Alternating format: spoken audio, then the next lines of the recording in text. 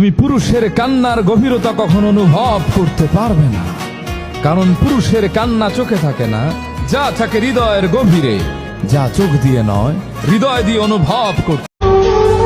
একটা দামি কথা বলি ভাই, জীবন থেকে একটা জিনিস শিখলাম, টাকা পয়সা আর সৌন্দর্য না থাকলে জীবনে চাইলে সবার আপন হওয়া যায় না।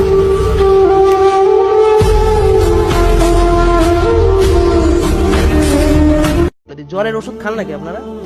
আমি বলি জ্বরের ওষুধ কেন খাবেন না, কারণ হলো বডিতে যখন ভাইরাস অ্যাটাক করে, বডি ভাইরাসের বিরুদ্ধে যখন লড়াই করে, তখন বডি ইচ্ছা করে আপনার টেম্পারেচার বাড়ায় রাখে। বেশি টেম্পারেচারে ভাইরাস সুবিধা করতে পারে না।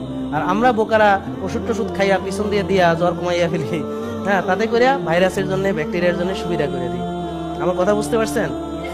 যে জ্বর থাকলে শরীরে আপনার বডির ইমিউনিটি ভালো কাজ করে ওই সময়, কারণ ও ইচ্ছা করে টেম্পারেচার বাড়ায় যে এত হাই টেম্পারেচারে ওরা প্রোগ্রেস করতে পারবে না, ওরা সুবিধা করতে পারবে না, হ্যাঁ। আর আপনি এই সময় জ্বরটা কমায় ফেলতেছেন। তবে হ্যাঁ, বাচ্চাদের ক্ষেত্রে যদি জ্বর 102 এর উপরে আসে বা কোনো খিচুনি হয় বা হওয়ার কোনো ইয়া থাকে, তাদের ম্যানেজমেন্ট সম্পূর্ণ আলাদা।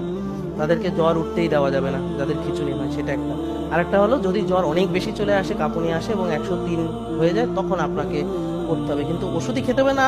আপনি ধরেন স্পঞ্জ করতে পারেন, আপনি ধরেন এটাকে যে হট হালকা গরম পানিতে ভিজাবে, যে স্পঞ্জ স্পঞ্জ করে গাটা মুছিয়ে আস্তে আস্তে আস্তে আস্তে, এটা হলো যে সবচেয়ে ভালো ওষুধ যত কম খাওয়া। বুঝতে পারছেন? তো এই জন্যে তো আমরা এই ওষুধগুলো যত পারি কম খাওয়ার চেষ্টা করি। তার মানে এই নয় যে খাবো না, প্রয়োজন হলে ওষুধ খেতে হবে।